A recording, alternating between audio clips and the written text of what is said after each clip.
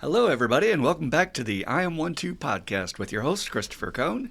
With me in the cockpit is my good friend, Dan the Man, the illustrious, the stellar, the phenomenal Dan the Man. How you doing today, Dan? Doing good today. I hope everybody else out there is doing well also.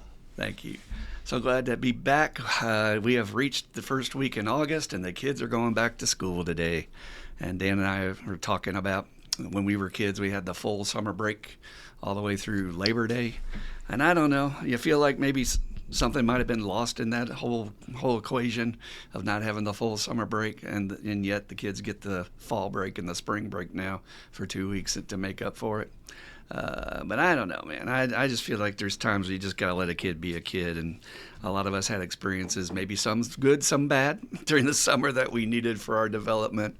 Where do you fall on that, Dan, about the school starting so early? I am torn on it. I do like those. I would have liked to have those 2 week breaks in the fall and the winter and the spring. You know, they ultimately get.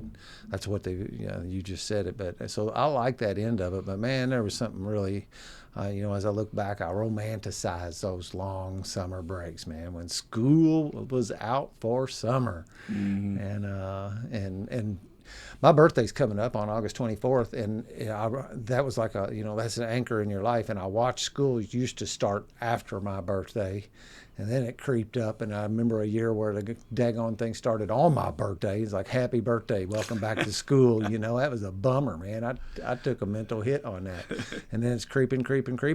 And some schools started, it was still July here in Indiana. Crazy. Before August even got here. We had after Labor Day for as far as I can remember, and so at least you had that last blowout. You knew it was coming, and you knew you had one last 3-day weekend. Yeah. But, times change. But, again, Memorial Day to Labor Day. Those of you who grew up in a time when you had a full summer break, you might want to reminisce and to be grateful for that, because the kids don't know what that is today.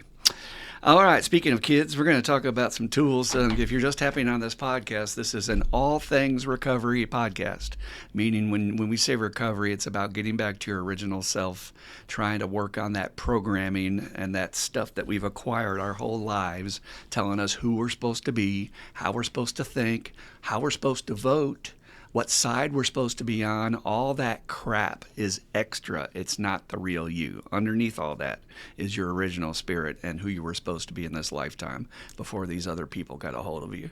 And so recovery is that journey and going back and unwinding that stuff.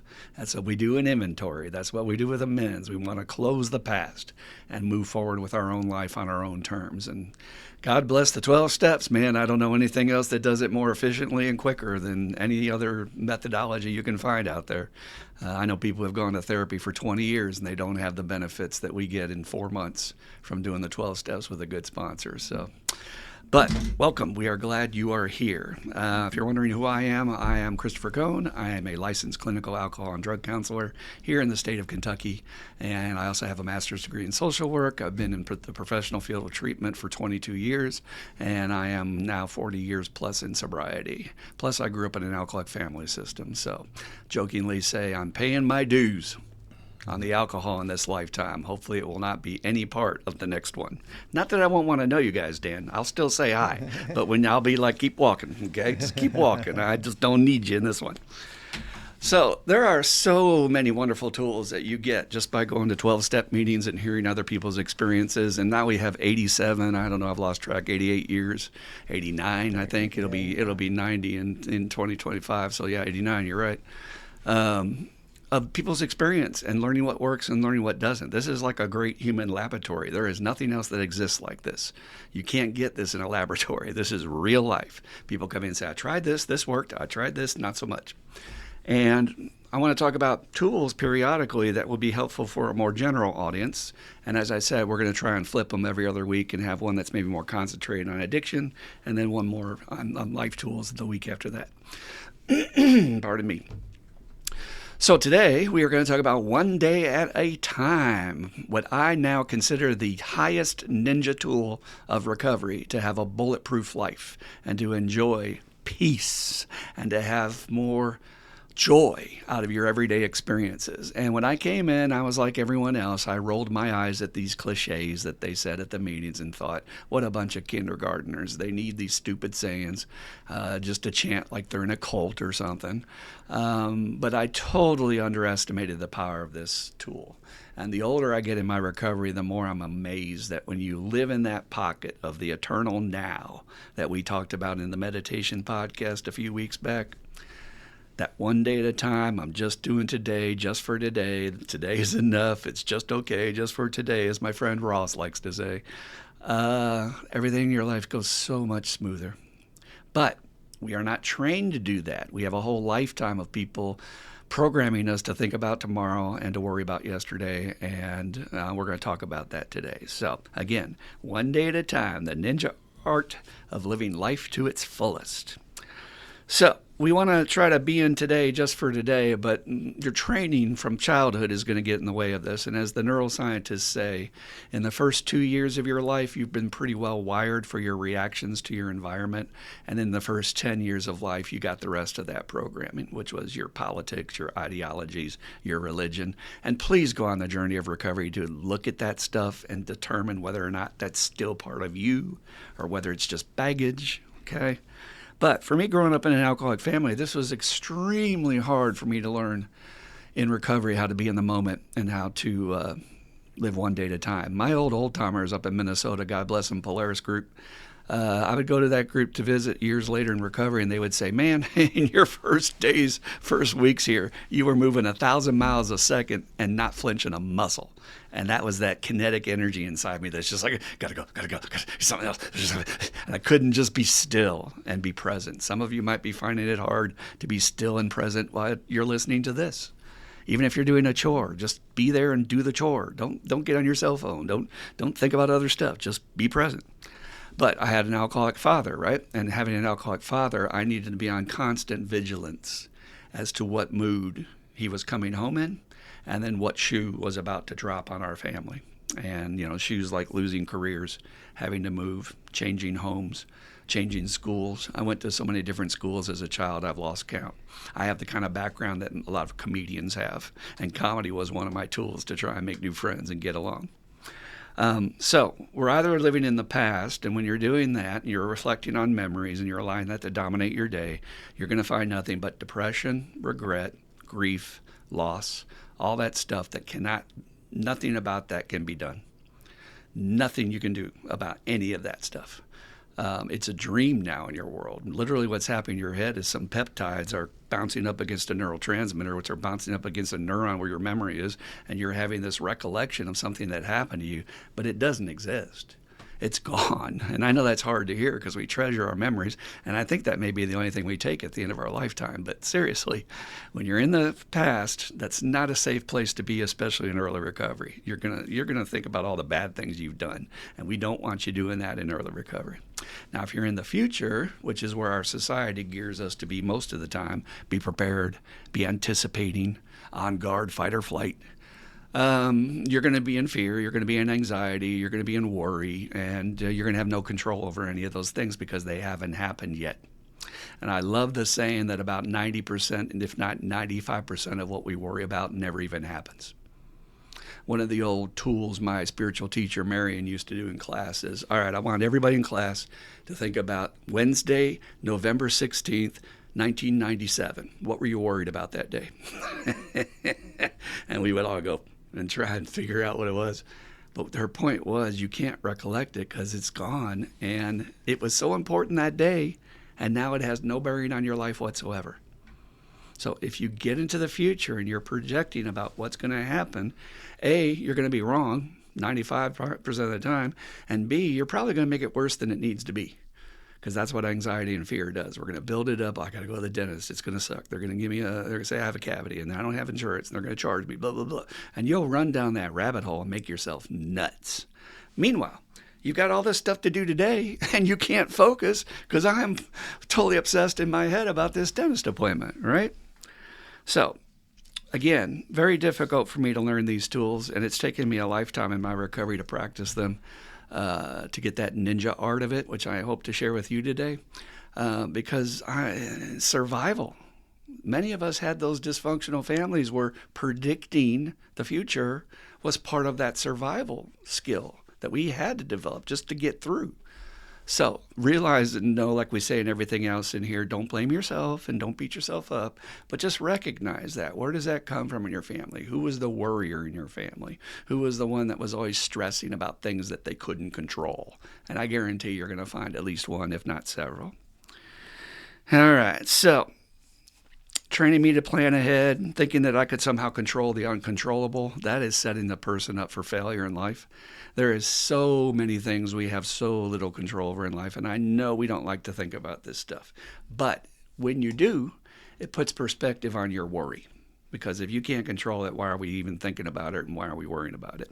One of my greatest teachers, I'll probably share this several times during the podcast, used to use a Buddhist quote that I am an ant on a log going around the bend in the river, and I think I'm steering the son of a bitch. Okay? And that's what we do with our life. We actually think we can control things that are beyond our control. But again, you're setting yourself up for failure because it's not going to work. So on top of all that stuff with my childhood, I was also a nervous kid. I had a lot of stomach issues growing up in an alcoholic family, and not one doctor asked me, by the way, how's the parental relationship? And is there a lot of fights in the house? No, they're trying to find a medical reason why I have stomach issues, and there wasn't any. It was an emotional problem. Mind-body connection, right? But this was the 60s, They're trying to diagnose me, and not one asked if I had an alcoholic father, and maybe that's why I'm not sleeping at night. But I was a nervous kid. I don't know. I had this pressure on me. I felt like I needed to do things perfectly. My dad picked on me mercilessly because that made him feel better as a drunk.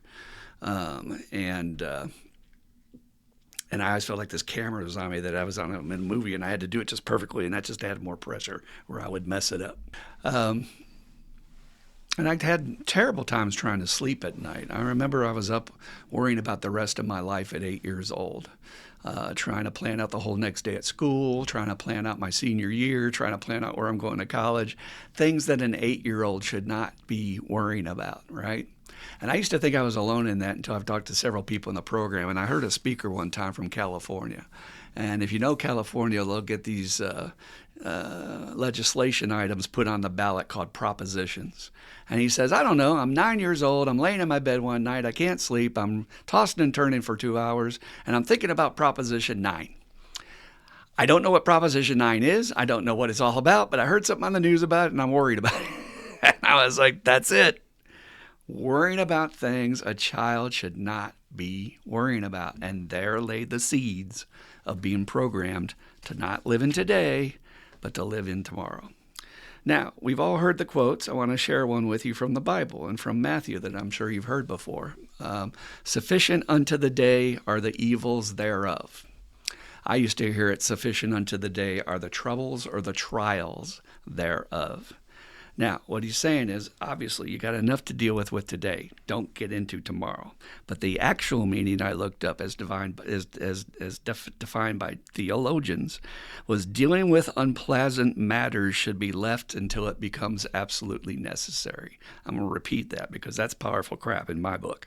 So sufficient unto the day are the troubles and trials thereof. It means dealing with unpleasant matters should be left until it becomes absolutely necessary. So what's an unpleasant matter? I have to go to that dentist appointment. Not until you get in the car you're going should you even think about it. Now, how many of us can do that? Especially when we're worried about how it's going to turn out. I would venture none of us. So instead, we borrow trouble from tomorrow. And this is deep in our culture. They've been... if you turn on the TV, you're going to hear about your 401k that you should be planning ahead for, your retirement you should be planning ahead for, you should be planning for your kids' college fund, you should be planning for, when you're going to downsize and blah, what state you're going to live in. And the one they're really pumping out there right now, which they have been pumping earlier and earlier every election cycle, is the presidential election. I noticed that on the TV, right? They started pumping the election 6 months last year.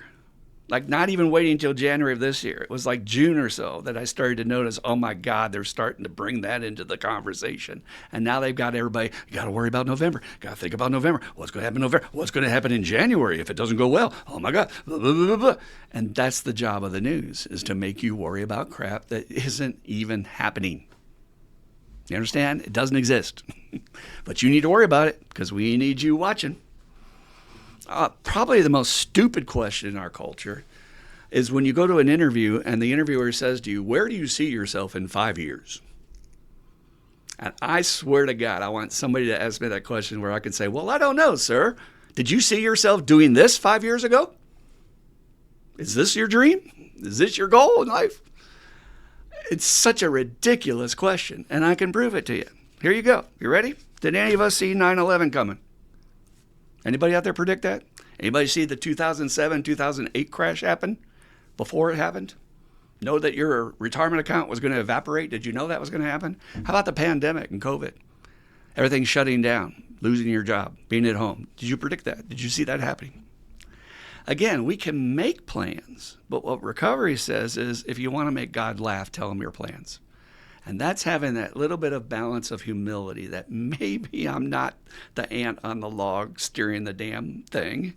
Maybe I'm just a human being doing the best I can, and I had better stay in my lane and just take things as they come, all right? Not try to push too far out beyond my hula hoop. Stay on my side of the street. You'll be a lot more peaceful when you do, I can promise you. Bring it back. Worry about the election on election day. If you want to vote, go vote. That's it. That's it. Not much else to do. But you need to worry about it. So again, all those things beyond our control, and you can worry about them, but then nothing happens, right? So I have a personal story about this. I'm going to dress it up a little bit. I had a sponsee who had an aging parent. And they had a sibling that was in their ear 24/7, worried about what we're going to do about this aging parent. You know, there were all the options, you know. Are they going to be able to live on their own? Do they need assisted living? Do they need a retirement home? Do they need nursing care? Is the insurance going to pay? How's this going to work out? Are they going to have medical issues? And how about this latest operation? What if that doesn't go well? And all this worry. And so my sponsee's calling me, and he's telling me this person in their family, their sibling, is driving them absolutely nuts. Like they won't shut up about it, and none of it is happening today, right? I said, well, you know, when it's a family member and you love them, that happens, and people get too caught up. But this person doesn't work a program, and this person doesn't have our tools, and this person is definitely not using them if they have them, because we know keep it in today, keep it in today, keep it in today. So I kept pumping him with that tool. I said, please tell them over and over, we'll cross that bridge when we get there. And he said, yeah, but it's hard. They want me to say more. They act like I don't care. Don't worry about it. They're going to think whatever they think about you no matter what reaction you give to them. But I'm telling you to stick to this one. We'll worry about that when and if it happens. And guess what? They did that for months on this person. And none of the stuff that their sibling was worried about came true. None of it. None of it happened. In the meantime, my sponsees are reporting to me that their sibling is reporting that they're not sleeping well, that they've got anxiety, and it's interfering with their work life. And I'm like, well, yeah, no doubt. You just put yourself in this box of torture to yourself. It's like that line in the Big Book where it says, you know, the guy that has a headache, but he hits himself on the head with a hammer so he doesn't have to feel the headache. You know, I'm going to worry about something that's not there just to show that I care. Just to show that I'm a super responsible person in a family that cares about mom, dad, whatever. It's insane. And as I listen to my sponsee talk about their sibling go through that hell, and I said, I know she's not receptive to hearing your tools because she's pretty much told you to step off every time you've tried to help her. You just got to have pity for her, you know, and send prayers for her. She just doesn't know. But here's the key. My sponsee sailed through the whole thing untouched. And I need to let you know that. Untouched. Even through all the trials when the parent did have medical issues and did have to go to a home, didn't affect his serenity whatsoever. He still went to work. He still went to his meetings. He still helped others. And God took care of it. Believe it or not, that higher power, that source, whatever you want to call it, go back to our episode on spirituality, just took care of it. It was going to work out the way it's going to work out. It is what it is. It'll happen as it's supposed to happen, right? And a lot of people will accuse you and say, well, you don't care, or you don't seem to show, it's like, don't you question how much I love my parent? How dare you? I am working my tools so that A, I don't wreck myself with worry and concern, and B, if I do wreck myself, I'm not going to be any good to my parent when they need me. And guess what? Those are the relatives that go to the hospital and end up yelling at their parent while they're in their bed, and they lose their cool, and you're like, what are you doing, dude? It's like, oh, I just wore myself out with worry for 3 months, and now I'm overloaded. Of course you are. Of course you are. You put way too much on your plate for one damn day, and of course you're going to act a fool in traffic, at the store, etc. And that's what we're seeing out there. As I'll say at every podcast almost, what you're seeing out there is lack of tools. People do not have good tools. They're not being taught good tools. Sorry, but in the church, they're not. I'm not all churches, but in a lot of them, they're being given crap tools. Fear and judgment and shame and judgment of others and all that stuff. No. How about some tools to live on? And this one day at a time tool, if you really grab onto this, what I'm selling you today, I promise it'll change your entire existence. So I do my best to try and keep it in today with everything that happens. When I'm at work and it's a very busy work environment, I work in a mental hospital, folks. You never know what shoe is going to drop. And not only with patients, I have to educate my friends that sometimes the staff is crazier than the patients certain days at the hospital, right? And anybody that works in a mental facility understands what I'm talking about because it just gets to you, right? So what they need is a calm, level head. And so I try and attack things as they come in. So the patient message on the phone, I'll get to that when I get to that, but maybe this is priority. And then I'll deal with that, but then I deal with this next. And it's methodical. And sometimes you have to drop everything because there's an emergency, but then you bring that calm, level energy there. And I've had nurses say to me, you really bring this calm. I'm so glad you're here on certain days. And I was like, I don't know where that comes from. That's not the guy I was when I started recovery. Remember, I'm the guy going 1,000 miles a minute inside my skin. I would have brought wreckage to those situations. I would not have brought any sort of calm or help to those situations. So my sponsor's favorite quote for all this that I try to share with my patients is, you ready for this? If it doesn't have the word today in it, it's none of my fucking business. Period. And he would hammer me with that when I would get too far outside my hula hoop worried about tomorrow. Now, that doesn't mean you can't vent to your sponsor. It doesn't mean you can't say, hey, I'm really concerned about this thing. But man, if you're doing it day after day for a week, I hope you have a sponsor that pulls you up and says, stop, get back into date. So again, if it doesn't have the word today in it, it's none of my business, okay? Let your higher power handle it and see what happens. See if it works out. See if you have a good life without worry and anxiety. And when you get to those things, you're in a much better shape to deal with them because you're not all stressed out from putting yourself through unnecessary stuff. So I want to add a couple more tools onto the one day at a time. And I promise you, if you do these 3 things together in tandem, there's a term we have, our friend Catherine and I bounce back and forth, unfuckable with. That's what you will be with life and with whatever happens in your day. If you work these 3 tools together, nothing can touch you. I promise you. All right, so we do the one day at a time tool, and I combine that with the tool, do the next right thing. Do the next right thing, do the next right thing. Now, a lot of people in the program talk about doing that. I don't see them doing that, or they don't really understand what it means. So the best description I heard was a guy had a sponsee that called him one morning, and he's naked, unshaved, freaking out about going to work because he's in early recovery and he's having an emotional breakdown. And his sponsor said, all right, we need to do the next right thing. Have you taken a shower? No. All right, go take a shower and then call me. And so that's what he did. He took a shower, he called his sponsor. Sponsor said, did you shave? No. All right, go shave, call me. And then he says, did you dress yet? No. Well, we can't have you going to work naked. Get dressed. And he walked him through every single step. And as the sponsee focused on those tasks, only did that next right thing, guess what happened to his anxiety and freaking out? Down to nothing. Literally disappeared. And at the end of the conversation, he's calling his sponsor saying, thanks, I needed that. I'm in the car. I'm at work. I'm okay. again, freaking ourselves out and not being very productive while we're doing that. You know, how many of us freak ourselves out and then overeat and lay on the couch watching TV just to escape because we freaked ourselves out? So, do the next right thing. Sometimes the next right thing is to clip your nails because you're looking at them going, damn.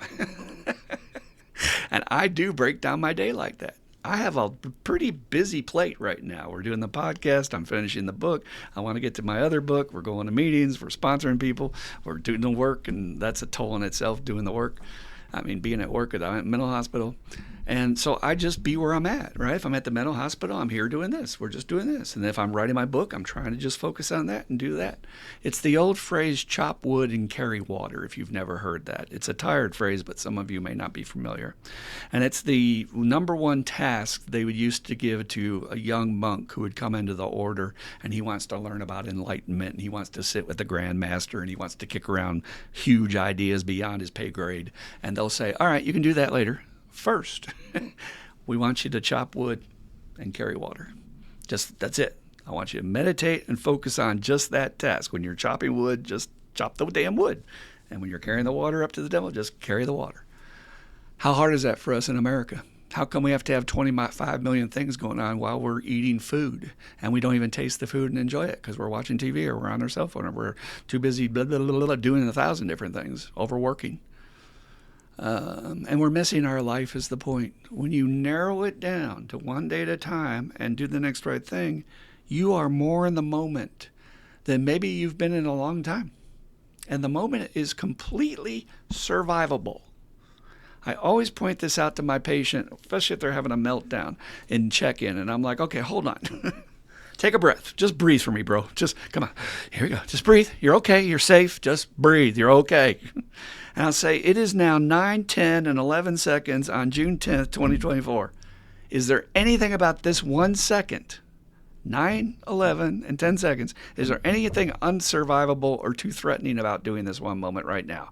And he wants to say yes, but he has to admit, no, okay, obviously I'm okay, right? There's not a dinosaur chasing you. You're not homeless.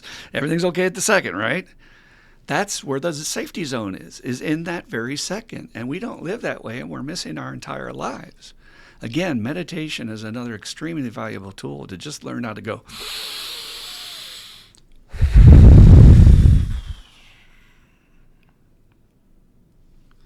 I over-exaggerated the mannerisms, but literally puts me right back in this second. Not a second from now, not after the podcast. I'm here with you right now, the listener. So those are major tools. One day at a time, do the next right thing. But I'm going to give you 3. Hold on. But that's not all. If you want to be 100% bulletproof throughout your day, work one day at a time. Do the next right thing. And then you want to develop this attitude towards all the noise called the subtle art of not giving a fuck. Now, it's not my philosophy. It's a book. It's a movie. It's a whole thing you can find. Great writer, great philosophy. But it's this idea that whatever's going on outside of me is just that. It's noise. It'll change by the day, right? We have this thing we talk about in my group where if you died and came back 10 years later, it would be the same players talking about the same shit, but it would be a different politician, or it'd be this guy's doing wrong, or this inflation issue, or this, but it'd be the same stuff. So you got to develop this little bit of pullback. It's like, I hear you. I'm aware of what happened in the news today, but as far as it affects my productivity and what I want to get done today with my path, I don't want to give a fuck. It's subtle art of just not giving a fuck. I've got to focus on what I'm doing, particularly, guys, if you're out there sponsoring people and you're stopping in the middle of your sponsorship session with a dude or a dudette and you're checking your cell phone, how dare you? I hope your sponsee reaches out and slaps you. You're not in the moment with them trying to help them save their life. Now, okay, you got an emergency with your kid, blah, blah, blah. That's different. But literally, why can't you just bring it back and let all that other stuff be noise? The boss is upset. Oh, maybe, okay, here's what's going on at our hospital. We have a licensing agency called JACO, and JACO comes in every 3 years, and they hold the keys to whether we stay open, all right? And they're a regulatory agency for the state. They're there to make sure we're not harming patients. They're there to help us, okay? They don't want to close us. They can't really close us because there's only so many beds in Louisville. If they wanted to, they could. But as long as we're not hurting people and we're doing our best, if we make mistakes, they'll just point out those mistakes and we need to correct those on an action list. That's the bottom line. But we've been hearing about this for 6 months because 6 months prior to the 3-year visit, we got to get ready. They're coming. They're coming. They're coming. And we had a staff meeting, another staff meeting on this issue. Everybody's charts are perfect. They've been perfect for 3 months. But we had to talk about it. And thank God one of our counselors raised their hand and said, when are they coming? I'm tired of talking about this. And I was like, we're all thinking it. Thank you for saying it. Again, and the message was, well, they'll probably be here next week. They don't know. They don't know. And they're going to send out a text in the morning letting us know if they're there or not. Why don't we just get ready, do our best, and then when they're there, we'll deal with it, right? The other thing they freak out about is whether or not they're going to talk to you. Well, they might talk to you, they might not talk to you. If they talk to you, you need to know this. I just talk to them like a person. And guess what? I usually get complimented for what I'm doing. They'll say, well, why do you do it this way? Well, this is why I do it this way. And why do you use this tool? Well, because this works better than this tool. And they're like, oh, yeah, that's pretty cool. I've actually gotten comments on their evaluations like, yeah, Christopher's doing pretty good. But again, I'm keeping it in the now.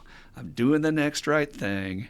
And I just don't give a F about the rest of that stuff. I mean, I do, but I don't.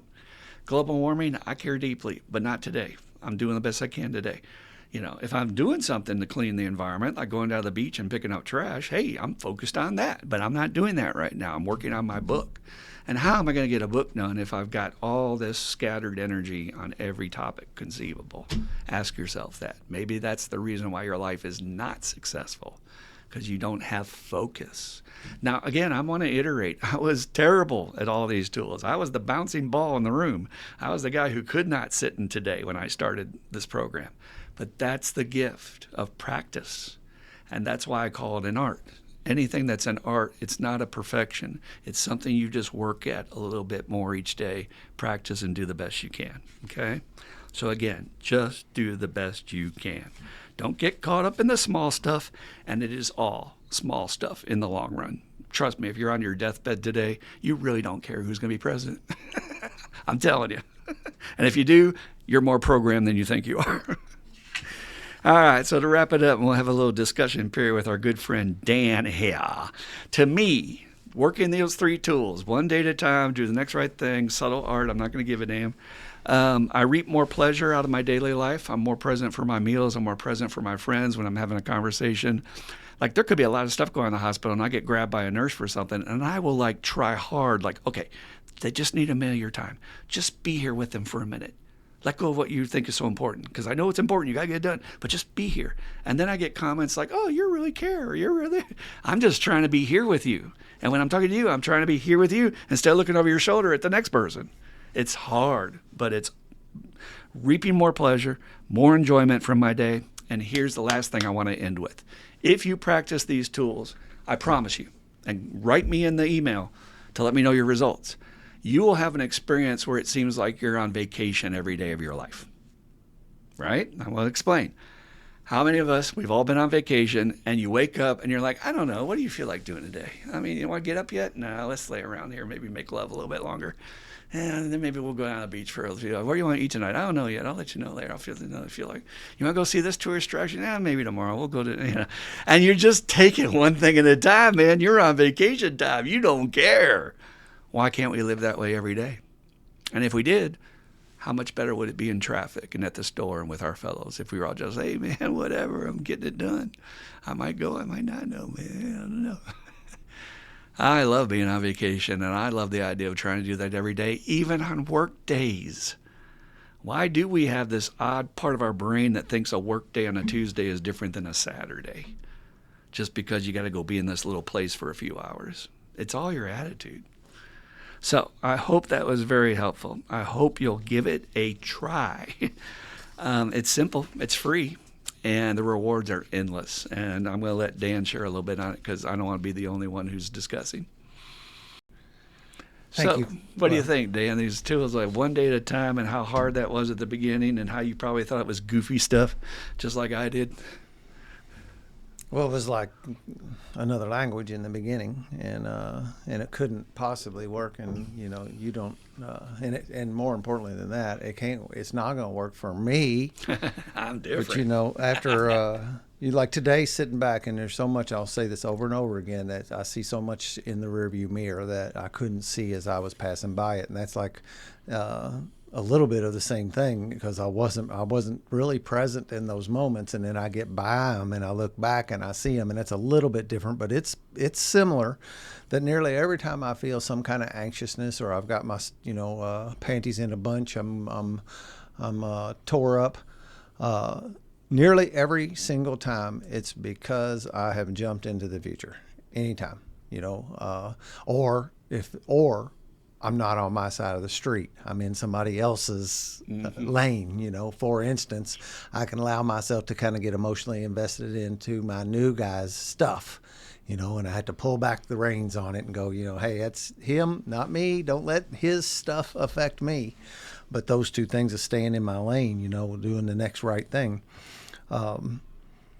These tools, I was thinking about this, it's like an orchestra, the one day at a time is a violin, and it's a beautiful tool, right? And then meditation is like the bass, the stand-up bass, and it's a beautiful tool. And then you got another tool, or a beautiful sound on its own. And then you've got the horns or the flutes, and you got all these tools together, and it takes a while. This thing is a practice. You cannot even possibly begin to actually digest much of this when you're in early recovery and you're still dealing with post-acute withdrawal symptoms. I mean, you can start, but what you can do is begin to start practicing them and bringing the tools in. And at some point, the orchestra starts playing together. They intersect. Yep, it all starts playing together, and makes that beautiful sound of the harmony of everything, all these tools working together. But and the thing about it is, none of it's hard to do. I giggle about meditation, like really hard. I know it's hard to do for us. It's difficult for us to shift gears and get into where this thing is a way of doing life. But none of it is difficult beyond anybody's abilities. We're not asking you. You don't have to be particularly smart. You don't have to be particularly talented. You don't have to. It takes nothing. It's a gift that everybody gets to harness. And man, sitting here today in one day at a time type living, there just isn't anything better. I rarely. I give very little thought to tomorrow. I mean, there's a piece of that, I get it. I put away money. The cliche is, I'm not going to quit putting money in my 401k, Of course not. But I don't go looking in there. I was tempted to look in there after some rumors the other day of things having crashed, and I just backed out of it. I was like, nope, I don't care today. Today, that dollar value in that bank doesn't matter to me today. It means nothing today.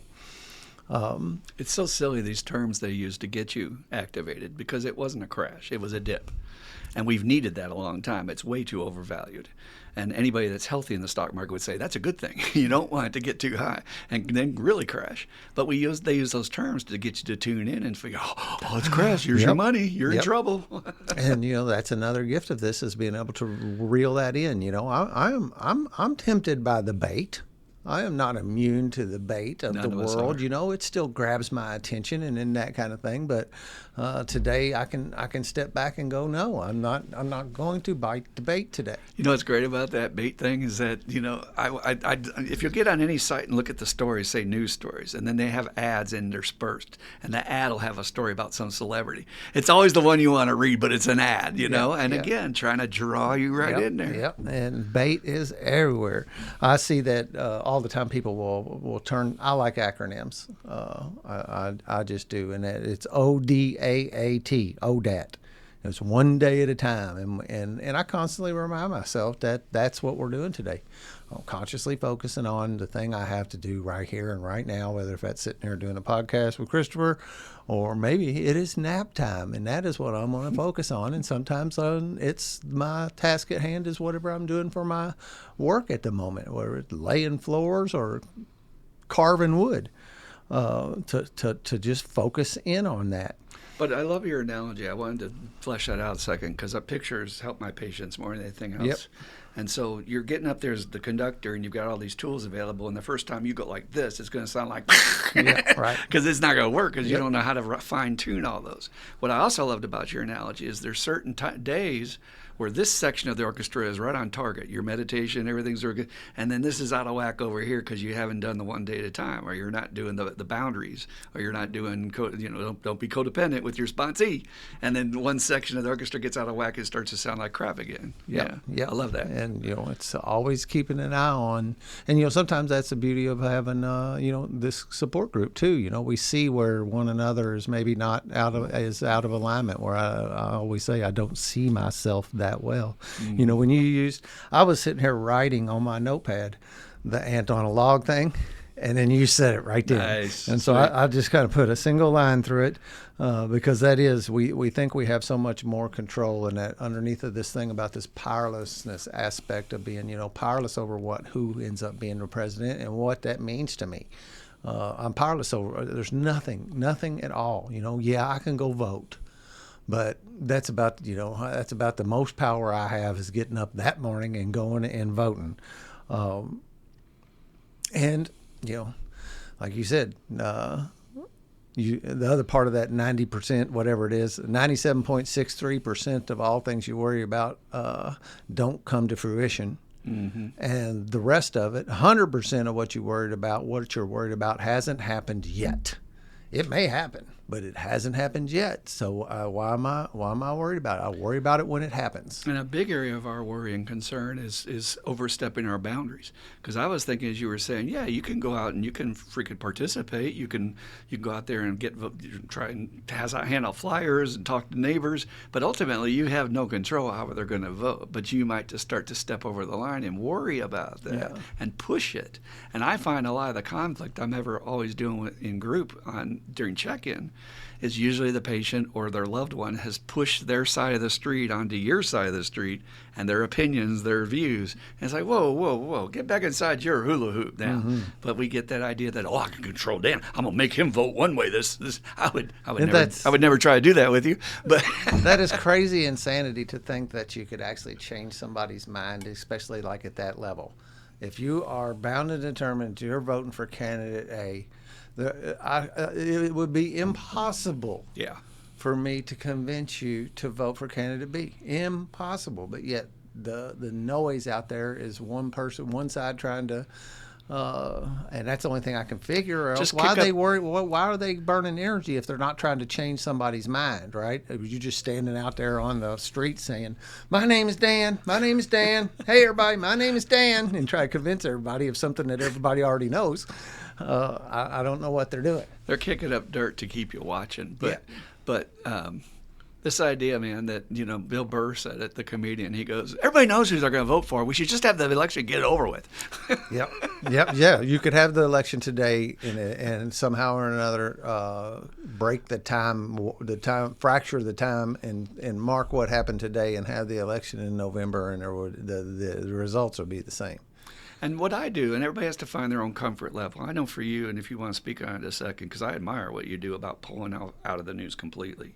I prefer to be a little bit in it, and so if you ask me, I say, oh yeah, I can tell you a little bit about the Hamas leader that was assassinated in Iran and how Iran was running military exercises to flex its muscles today. But I just sort of do the headline thing. I don't go down the deep dive. I'm not going to click on link after link. I just want to get an overview of what's happening, and I want to get an unpartisan view, like just news, like what happened. Just tell me what happened, okay? Not your view on what happened.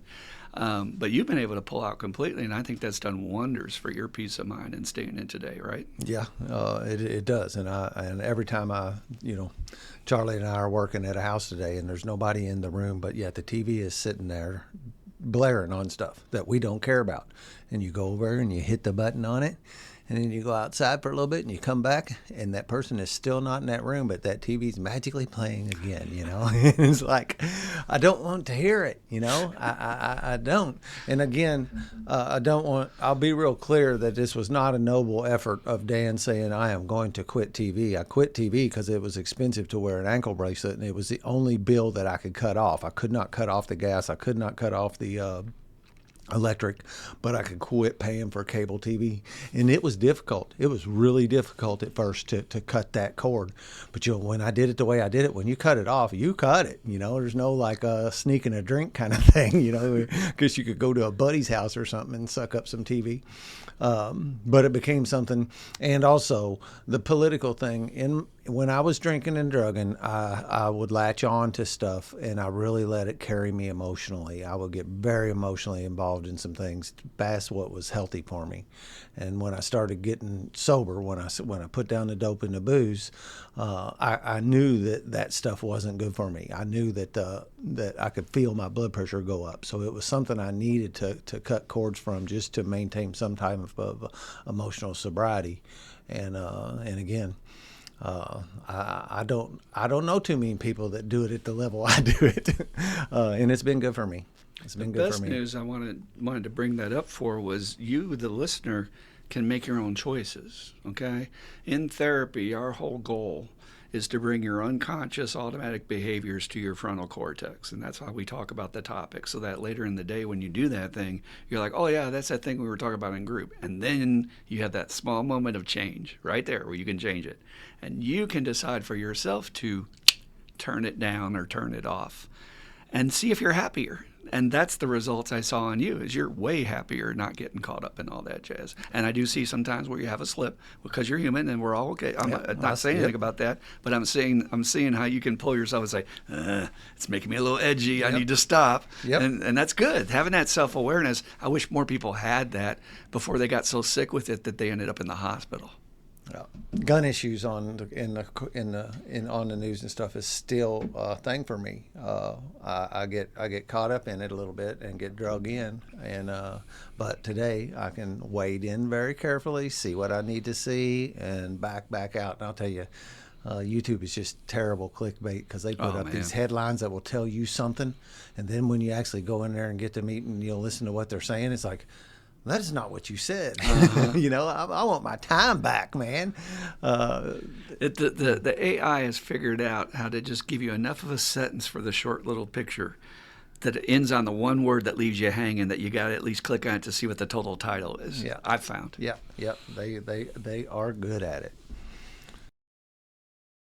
So what do you think, to just put a period on it, about this idea of those three tools: one day at a time, do the next right thing, subtle art, and how you can sort of be on vacation with your day and just do the next thing in front of you and be sort of calm as you move through your day? I relate to that completely. I mean, my life is like that today. I pretty much get up when I want to. I have chosen to go do the thing that I'm going to do today. This self-employment thing is a dream, and I get to. I had a this is a little bit off, but I had an appointment with somebody today about improving my website and doing some things. And for whatever reason, I get 5 of those a day, every day. But this one, I'm listening to this higher power thing, and then this one grabbed my attention, and I said yes. So I had an appointment with him today, and I was sitting there and I was talking to the guy, and he goes, man, that sounds pretty good. I'm not sure that he said, we could get you more business, but I don't think you want, I think that would swamp you. I think it would take the fun out of what you're doing. And I think you're okay right where you're at. And I loved that affirmation. I was like, yeah, you're right. I am. I just,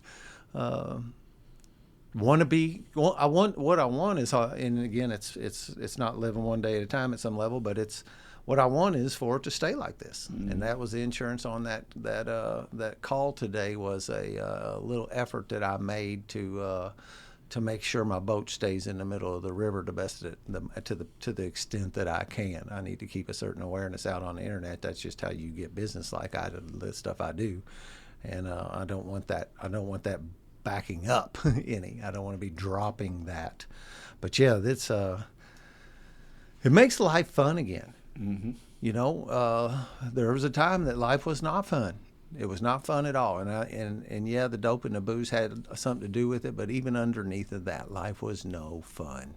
And today I get up with a pep in my step and ready to go after the day. And it's only because I have found I've got the orchestra ramped up and playing pretty decent in my life, Not perfect, but I've got it playing at a level that's in harmony with my soul. Awesome. So I hope that was very helpful for you. And if you have any further questions on that topic, or if you have any personal comments and or experiences, we do have an email, and we were looking for your questions, which we're going to lead into next, about anything going on in your life. This is like the free therapy session. I'm representing myself here as a fellow member in recovery, not so much as a therapist, but of course I'm going to bring all my experience and education to bear. So please send us your questions to the iam12recovery@gmail.com. That's iam12, those 4 digits, the word recovery, at gmail.com. And it can be on anything. Like, I've always wondered, why does my sister do this? I've always wondered, how come people are like that?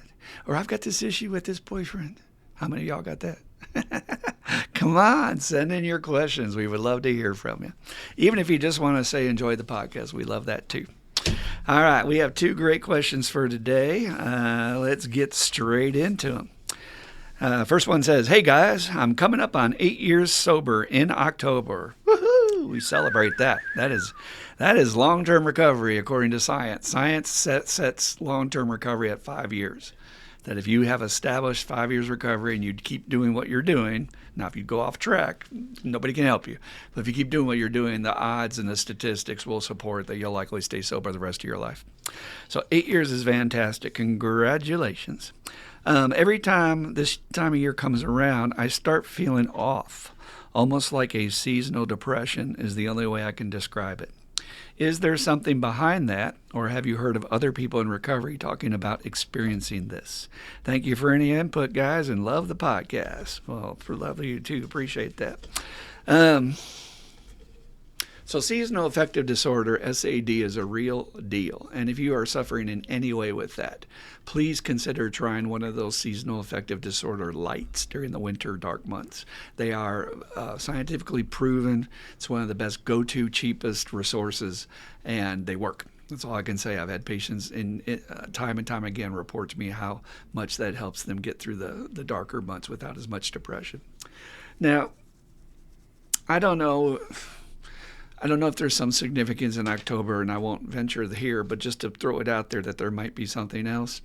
If you have some sort of anniversary or some sort of death that happened in October or something in your past that makes that month significant, then that would be an obvious go-to.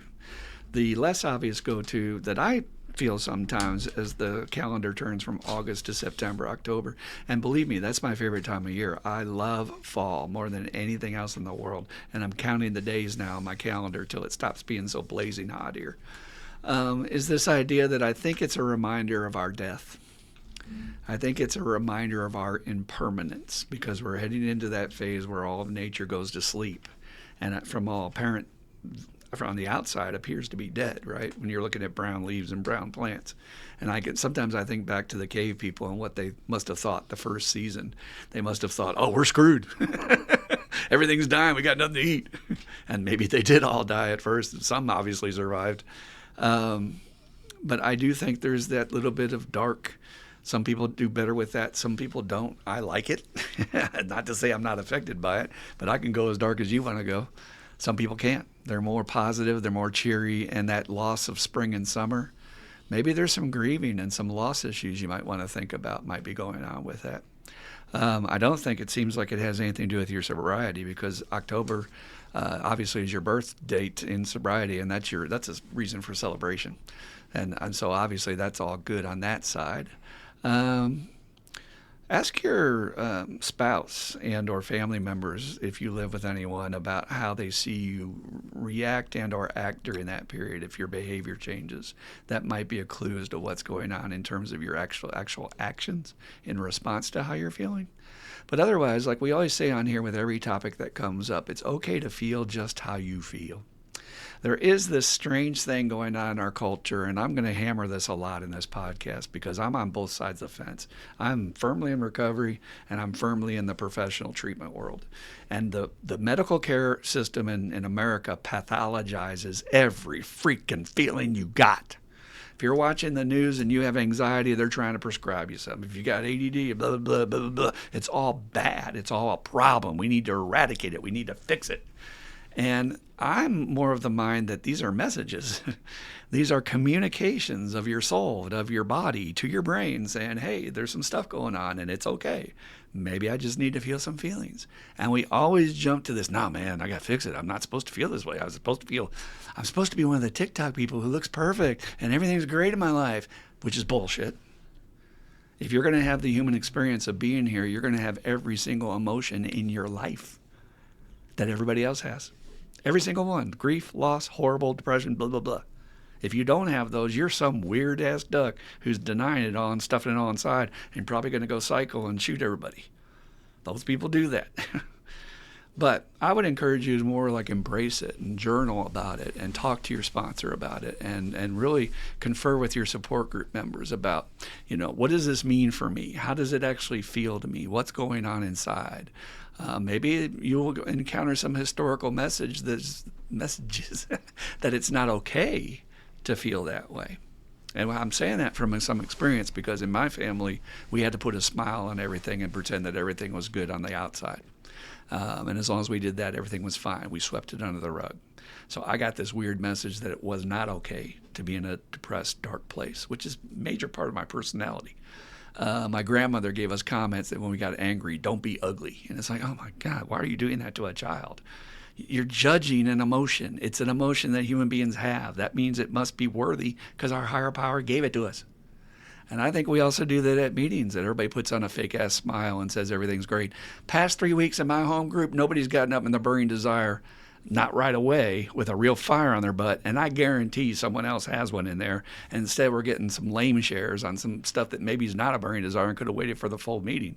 But, I always laugh at that when I go to any recovery meeting and they say, does anybody have a burning desire? And nobody in a room of 30 to 50, 60, 80 people says yes. Somebody's lying in there. So look at those judgment messages you might have gotten about negative feelings. Embrace them. Maybe it's trying to broaden you as a human being. Being able to feel the full spectrum of emotions means you are more able to be more compassionate towards other people who maybe don't feel perfect. And those people that think always got to be happy, put a smile on it, I don't like them. I'm just telling you, I run from them like from the plague, man. I'm like, you don't have what I want. It's fake. And it's not real. And that's the best thing about recovery versus why we say spirituality is different from religion. We are just on our own path. We're not trying to follow the group and impress anybody else by being dressed up on Sunday. We're just following our own path and being true to ourselves. To thine own self be true.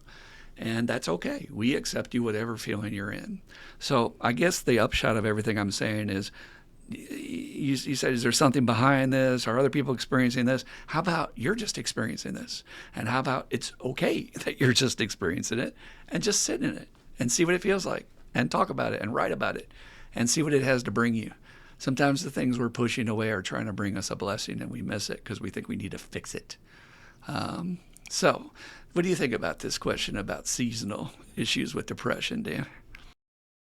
Well, I certainly understand the seasonal depression thing, but I didn't feel that the question I felt like was talking about feeling some kind of, I hate this saying, feeling some kind of way about this upcoming sobriety date is what I was thinking that was geared towards. But, it also rang a bell on me that, I have a number of sponsees that have kids in school. And at this time of the year, that the stress just shoot, same thing about being off a summer vacation, like we've said, and just lackadaisical and all that.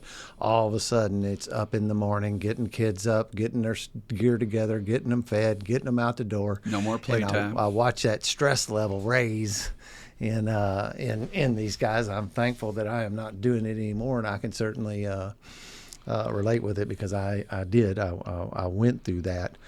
So that was another thing, was just like what other kind of like external stimuli might be happening at this time of year that you're, maybe if you've just completely normalized it and not really given it its due, that it may be something like that. I don't know, something that's that a great the thought. school. And I was leaning more towards the other because I think I know who wrote this. And I know for that person, their sobriety birthday is like a time of great celebration. Yeah, me too. It's enjoyment and stuff. Yeah. But what about this idea about reminder of death and impermanence? Because I do think the seasons are there to sort of remind us. But everybody's always quick to talk about spring, Yep, time yep. of rejuvenation. It's time of rebirth and the raising of the Christ and blah blah blah. And they don't like to talk about the death of everything's going to go away for a while in the fall Everything and goes winter. dormant, and definitely something. You and I, and I know how you feel about fall, but the same thing with me, man. I get a really jacked up feeling when fall is coming, man. I'm gonna get to do my favorite thing that I get to do every year in just a minute, and I'm picturing the leaves changing and the cool nip in the air in the mornings, and so I do think though that winter, as I age, I think that seasonal depression kind of thing is beginning to set on me, and I don't know if I'm manifesting it just because of education about it or if it's real. But I know when after a bunch of months of the darkness in the wintertime, I am done with it, and I'm having a lot of trouble getting, waking up energized, and I do see that. Definitely have thought about some kind of. Well, I have this red light that does some of that too.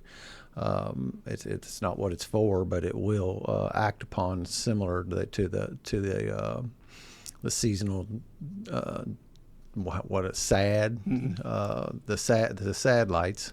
It'll do the same kind of thing, and I was using it in the winter time, and I kind of fell off using it, and I wonder if that's related too. I really wasn't needing it anymore, so I kind of quit using it. But yeah, that the fall and the definitely a point about the closure of the year, and even year by year ticking by. I mean, I just cannot believe that we're in August already. Every year it seems to go faster and faster and faster, and you feel like you're looking in that rearview mirror, as I said a minute ago, and the past is just flying by, and that could be an element in it too. Just let's say this guy's approaching 50 years old, True. you start looking at that and start going, golly, man, where did my life go? I'm on the backside now. Yeah. The last thing, again, I want to just emphasize about recovery is you just get to be where you're at today. And it doesn't mean it's forever, and it doesn't mean it's who you are entirely. But again, having come from a family where it was celebrated to smile and laugh, and not so much if you were down. And frankly, living in a city where almost everyone you meet says, "Isn't it great? The sun's out. It's a beautiful blue day." Or if it's the winter, "It's so terrible out there. It's dark," and maybe begin to think that there's something wrong with me because I like the dark days. I have this fantasy of myself in a previous life like Heathcliff from Wuthering Heights, walking the moors with a raging sea below the cliffs, and it's just dark and foggy and clouds rolling in. And I love that. I mean, love with a capital L. I get a charge out of that stuff. And again, when you're around other people who are like, "Man, what's wrong with you?" It's like, "It's a terrible day out there." And I'm like, "No, actually, it's kind of cool out there. I like it." Again, learning how to be yourself. And I went through my own process to embrace that part of me. That's all. Just embrace it. Say you're there today. Maybe when I'm older, I'll be a little bitch too, crying about when it's too cold and it's freaking need some sunshine. But for now, I would really encourage you to investigate it and see what's behind that in terms of something good. Maybe there's something good. Maybe it's not a bad thing or a pathology, or maybe it's absolutely normal to just feel a little regret during the fall, right? I think most people feel a little bit of that. So, great question. Thank you for sending it in. We appreciate your support so much here.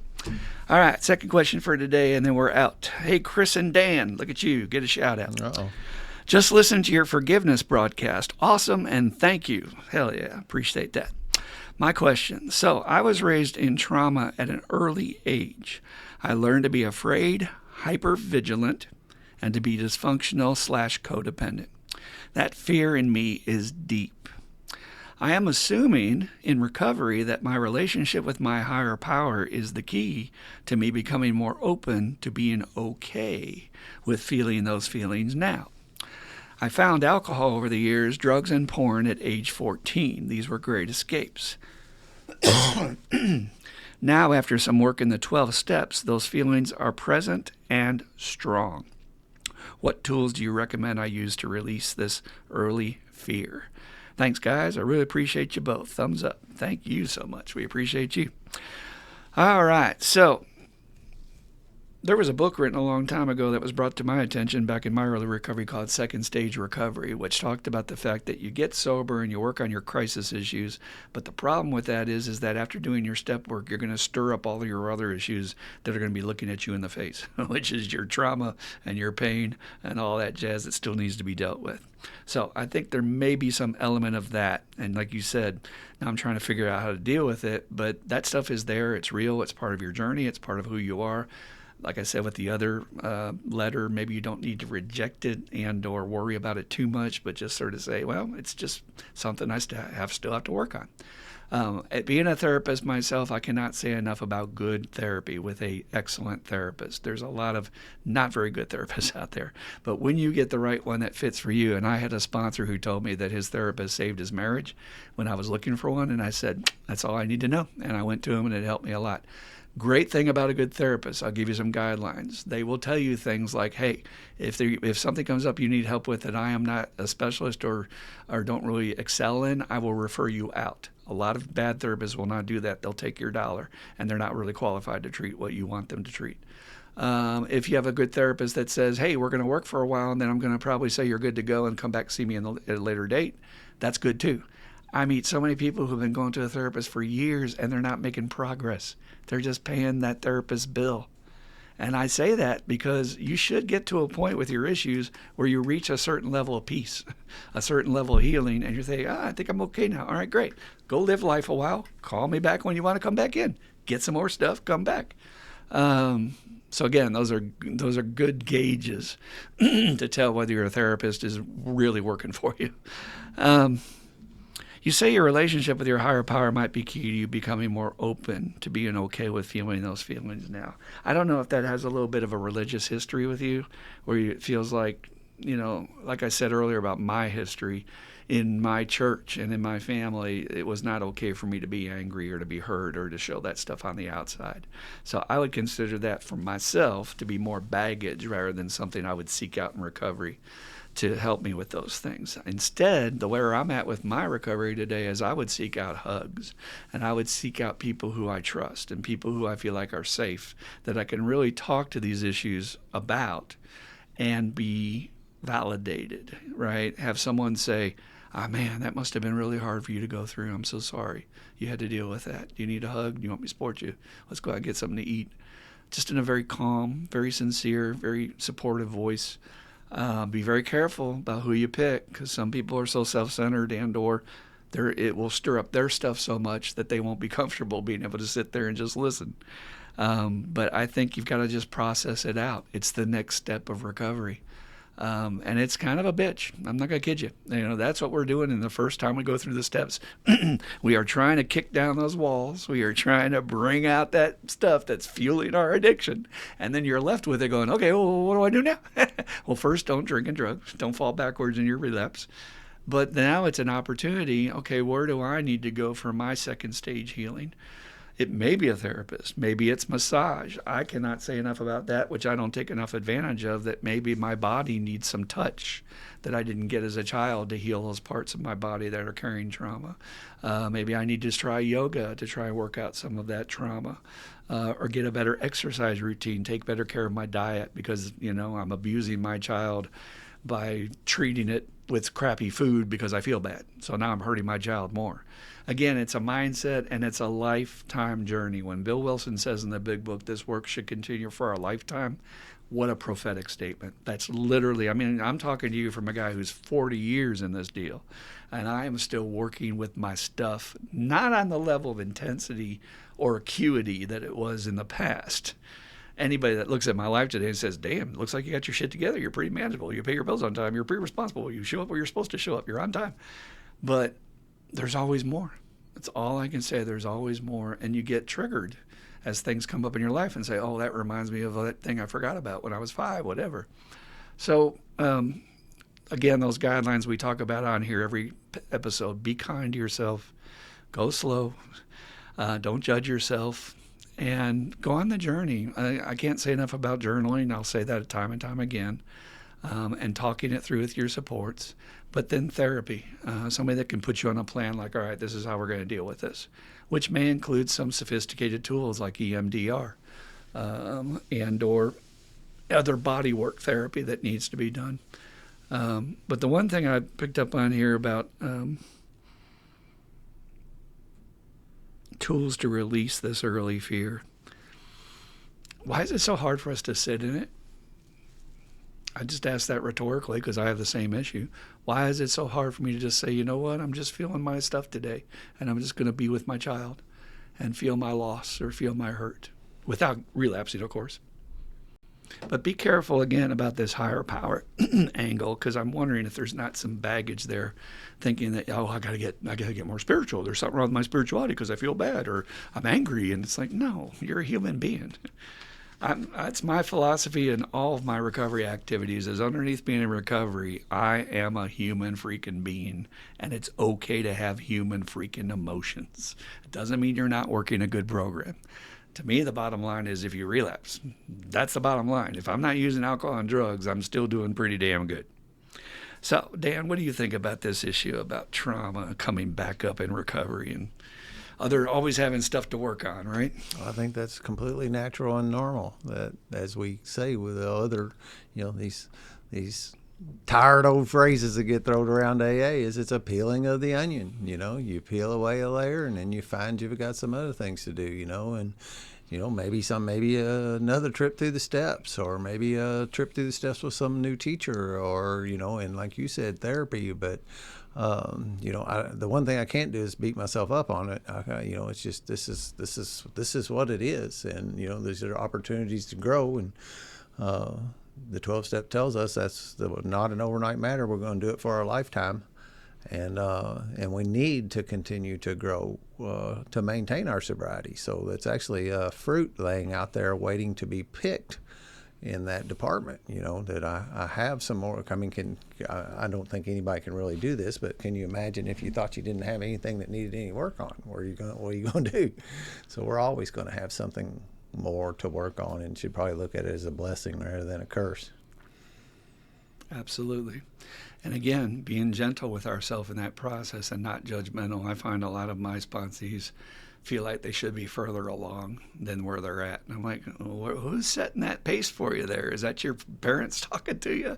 Or where are you getting this idea that you're supposed to be here? You're supposed to be here. It's like, I've heard that twice in the last week. Did you really? From two different guys thinking that they feel like they should be further along than they are. What'd you say to them? Same thing as you're saying. This is, look how far you've come, first off. Look at where you were just a little while ago, and I can witness to it because I saw you when you got here, and it's this whole thing's just a process. You have to be. You used another great word. You just be gentle with yourself and talk to your supports. Look for tools. One of the things in guys' new recovery, the orchestra is not playing in sync at any level really.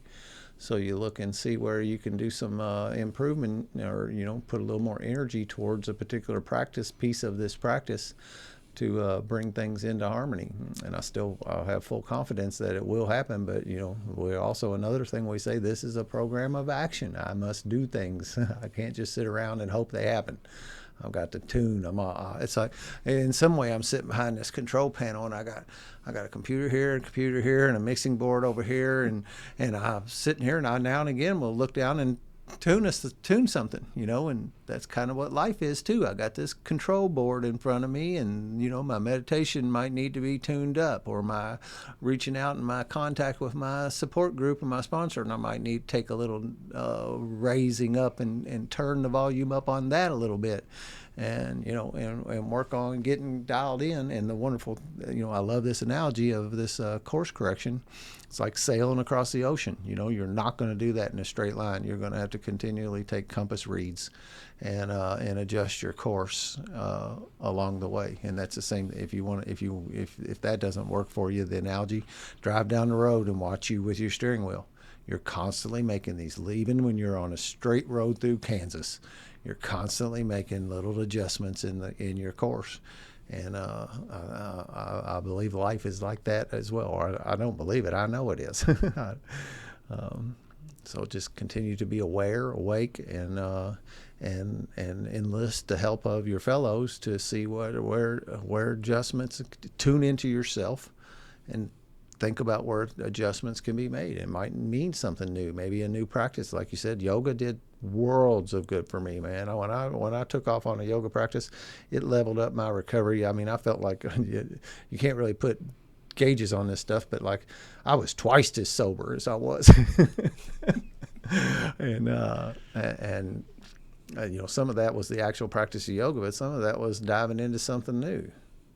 So the world is full of opportunities for you to step into new waters as you continue to tune in your control board. And to emphasize what a great analogy, what you started with, Dan, and this is the sign of a good sponsor. This is a sign of a good support. The first thing Dan did with his guy was he validated, look at how far you've come first. And I guarantee that's not what you were thinking about when you wrote this, right? Yeah. We're always picking ourselves apart. We're always looking at what's not fixed. But I love that. First, let's look at, hey, man, you're a totally different guy than you were on day one. And that means you can get further. If you went that far, you can get further. So that's my approach. And again, I'm going to say that again about therapy. Please consider that. That's for trauma.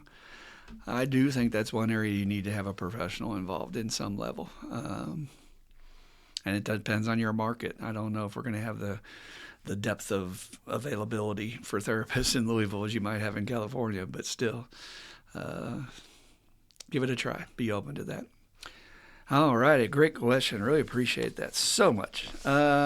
One last word, folks, and we always don't hammer you with this at the IM12 podcast, but we do need support to get our analytics up, and we are getting many more views, so thank you for that. But if you could like, subscribe, or comment, it just works in the YouTube thing to bring us more likely that when somebody's scrolling, they'll happen upon us. And there's a lot of people out there need help who will never find us because we are buried under content. So anything you can do to help us with that, please like, subscribe, comment.